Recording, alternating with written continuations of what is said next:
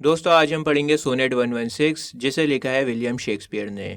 आपको पता है मैंने सोनेट 116 को 5 साल पहले भी पढ़ा रखा है। कॉलेज स्टूडेंट्स को पढ़ाया था मैंने। यूट्यूब पर अभी भी वीडियो अपलोडेड है, आप चाहो तो देख सकते हो। लेकिन उस टाइम मैंने ऐसा नहीं सोचा था कि एक दिन ऐसा भी आएगा कि क्लास 11th के बच्चों को मुझे सोनेट 116 को पढ़ाना पड़ेगा। आईसीएसई का जो सिलेबस चेंज हुआ है ना, नया सिलेबस आया है, ये वाकई में बहुत ज़्यादा हार्ड है। जो पोएम मैंने बीए के बच्चों को, एमए के बच्चों को पढ़ाई है, वही सेम पोएम मुझे आज 11th क्लास के बच्चों को पढ़ानी पड़ रही है। तो सिलेबस तो काफ़ी मुश्किल हो गया आप लोगों का, लेकिन मेरी पूरी कोशिश रहेगी कि आपको फ्री में सारे चैप्टर्स आसान से आसान लैंग्वेज में पढ़ा दूँ। दोस्तों मैं आपको बता दूं कि इंग्लिश सोनेट्स को शेक्सपियरियन सोनेट्स भी कहते हैं। देखो, सोनेट्स की शुरुआत इंग्लिश लिटरेचर में नहीं हुई थी। सोनेट्स की शुरुआत हुई थी इटली में, और इंग्लिश पोएट सिर्फ कॉपी कर रहे थे इटालियन सोनेट्स को। लेकिन फिर आए विलियम शेक्सपियर। शेक्सपियर ने अपना एक अलग स्टाइल बनाया, बहुत डेवलप करा सोनेट्स को और इंग्लिश लिटरेचर में पॉपुलर किया, और इसी वजह से इंग्लिश सोनेट्स को शेक्सपियरियन सोनेट्स भी कहते हैं। आज जो हम सोनेट पढ़ेंगे सोनेट 116, उसको भी शेक्सपियरियन सोनेट कहेंगे। शेक्सपियरियन सोनेट क्यों कहेंगे ये मैंने आपको बता दिया, क्योंकि शेक्सपियर ने इंग्लिश लिटरेचर में सोनेट्स को पॉपुलर किया था। दोस्तों शेक्सपियरियन सोनेट्स में 3 क्वार्ट्रेन्स होते हैं। क्वार्ट्रेन कहते हैं 4 लाइन के स्ट्रैंजा को। क्वार्ट्रेन को आप याद रख सकते हो क्वार्टर से। क्वार्टर होता है ना 4 हिस्सों का एक हिस्सा। 4 लाइन्स का एक क्वार्ट्रेन होता है, मैंने बताया आपको। और मैंने बताया आपको कि सोनेट में 3 क्वार्ट्रेन होते हैं। तो तो 3 क्वार्ट्रेन की टोटल लाइन कितनी हो गई? 12 लाइन्स हो गई। और आखिर में आता है कपलेट। कपलेट होता है 2 लाइन्स का। तो 12 लाइन्स हो गई क्वार्ट्रेन्स की और 2 लाइन्स हो गई कपलेट की। अगर आप इन सभी को जोड़ोगे, 3 क्वार्ट्रेन को जोड़ो जिसकी 12 लाइन्स हैं, और एक कपलेट को जोड़ो जिसकी 2 लाइन्स हैं, तो टोटल सोनेट्स की लाइन हो जाती हैं 14 लाइन्स का एक सोनेट होता है। दोस्तों शेक्सपियरियन सोनेट की राइमिंग स्कीम होती है A B C D E F G G. मैं आपको बता दूं कि शेक्सपियर ने टोटल 154 सोनेट्स को लिखा था। सोनेट 1 से लेकर सोनेट 126 तक के सोनेट्स को कहा जाता है द फेयर यूथ सोनेट्स। आज जो हम सोनेट पढ़ रहे हैं सोनेट 116, वो भी इसी ग्रुप में आता है। इन सोनेट्स में शेक्सपियर ने प्यार मोहब्बत की बातें की हैं। इसके बाद के जो 127 से 152 तक के सोनेट्स हैं उन्हें कहा जाता है the dark lady sonnets. In sonnets में शेक्सपियर ने एक मिस्टीरियस विमेन की बात की है जिसके बाल काफ़ी लंबे और काले हैं। ज़्यादा डिटेल में आपको नहीं बताऊंगा, आपके काम का नहीं है ये सब। सिर्फ इतना बताऊंगा आपको कि शेक्सपियर ने जो द फेयर यूथ सोनेट्स लिखे हैं वो सबसे ज़्यादा पॉपुलर हैं, सबसे ज़्यादा इंपॉर्टेंट हैं। Let me not to the marriage of true minds admit impediments. दोस्तों मैरिज का मतलब यहाँ पर शादी नहीं है। मैरिज का मतलब यहाँ पर है यूनियन, मिलन, प्यार। और इम्पेडिमेंट का मतलब है हर्डल्स, रुकावटें। तो शेक्सपियर कह रहे हैं कि मैं नहीं मानता कि 2 प्यार करने वालों के बीच में कोई रुकावट आ सकती है। जैसे फॉर एग्जाम्पल मान लो आप शुक्ला हो, आपकी कास्ट है शुक्ला और आपकी बिलविड है यादव। अब कास्ट की बड़ी दिक्कत होती है इंडिया में, एक बहुत बड़ी बांधा है।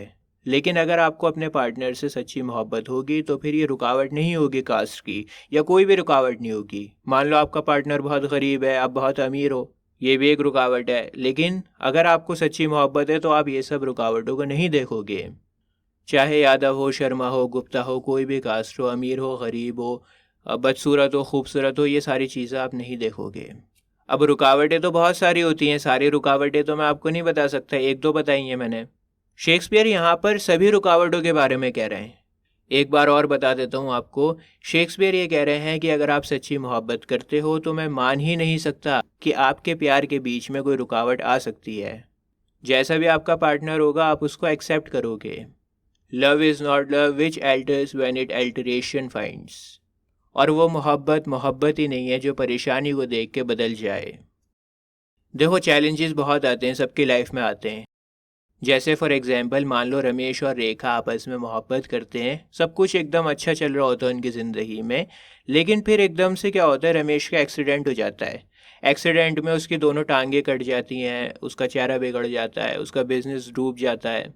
तो अगर रमेश का डाउनफॉल देख के रेखा का प्यार बदल गया तो फिर ये समझो कि वो प्यार कभी था ही नहीं।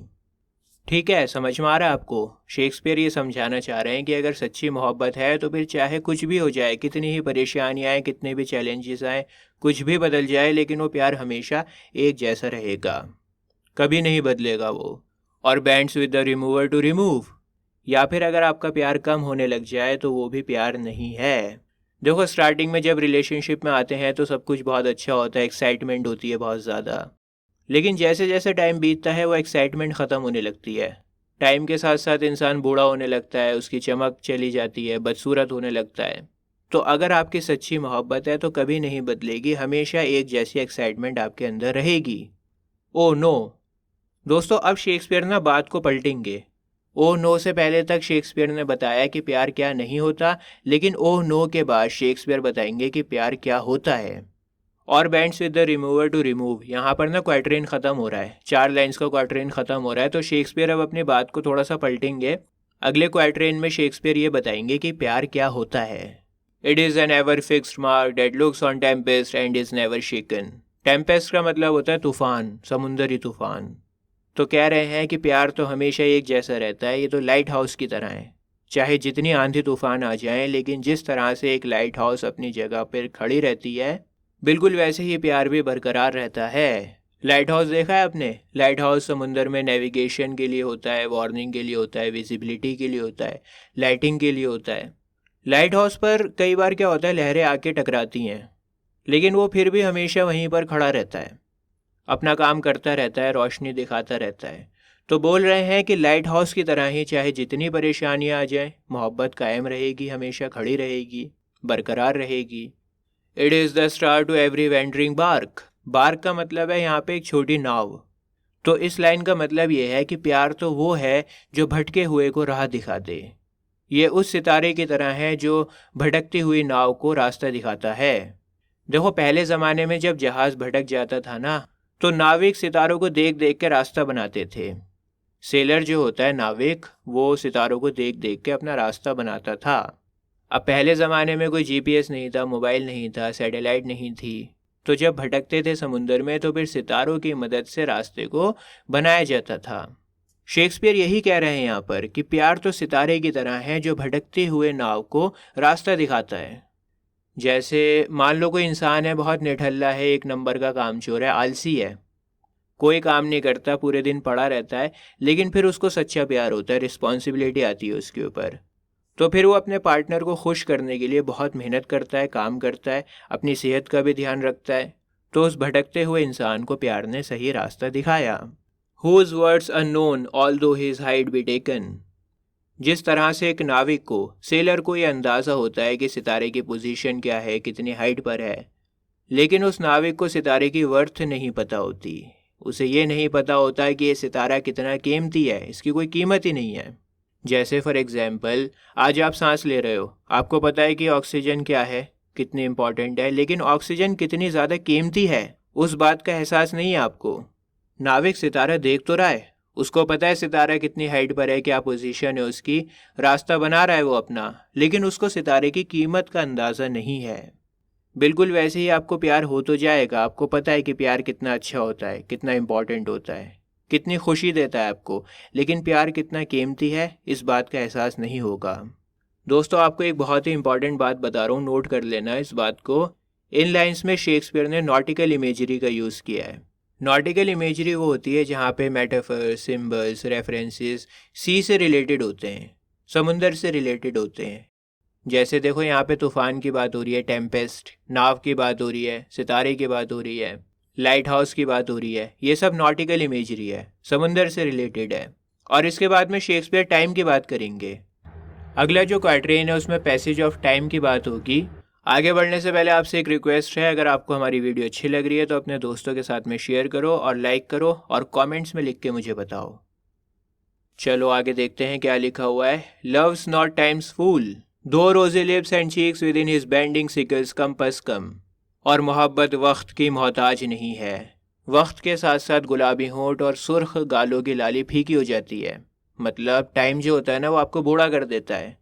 कोई भी ऐसा नहीं है दुनिया में जिसे टाइम बूढ़ा ना करता हो, सबको टाइम बूढ़ा कर देता है। लेकिन मोहब्बत हमेशा एक जैसी रहती है, वक्त मोहब्बत को नहीं बदल सकता। वक्त मोहब्बत का कुछ भी नहीं बिगाड़ सकता। दोस्तों, सिकल एक औजार होता है, घास काटने के काम में आता है। देखो कुछ इस तरह का होता है, आपने देखा होगा। इसके सामने जो भी घास आएगी उसको काट देगा। बेंडिंग सिकल्स कंपस कम, इसका मतलब यह है कि वक्त अपने सामने आई हर जवानी को काट देगा।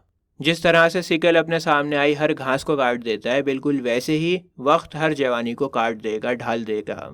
तो कहने का मतलब यही है कि हर किसी को बूढ़ा होना है, टाइम हर किसी को बूढ़ा कर देगा, लेकिन टाइम मोहब्बत का कुछ नहीं बिगाड़ सकता।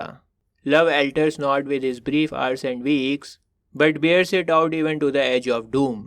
डूम का मतलब होता है क़यामत। क़यामत का दिन आखिरी दिन होता है, लेकिन यहाँ पर डूम मतलब है मौत। जब आप मर जाते हो, आपका आखिरी दिन होता है दुनिया में। तो इन लाइंस का मतलब ये है कि हफ्तों और महीनों के गुजरने से मोहब्बत नहीं बदलती।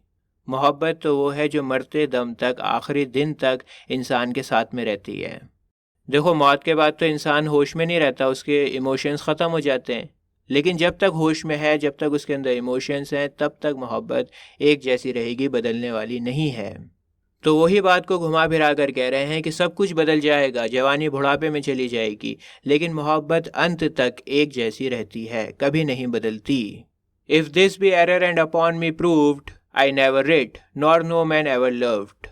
और इस पोएम में मेरी कही हुई एक भी बात अगर गलत निकली, अगर तुमने ये साबित कर दिया कि मैंने कुछ भी गलत कहा है इस पोएम में, मेरी कोई भी गलती अगर तुमने प्रूव कर दी, तो फिर मैं ये समझूंगा कि ना तो मैंने कुछ लिखा है ज़िंदगी में, और ना ही दुनिया में किसी ने मोहब्बत करी है। मतलब आखिर के लाइंस में शेक्सपियर ये कहना चाह रहे हैं कि वो 100% सही हैं, उनकी कही हुई एक एक बात बिल्कुल ठीक है, एक एक लफ्ज़ उनका बिल्कुल ठीक है।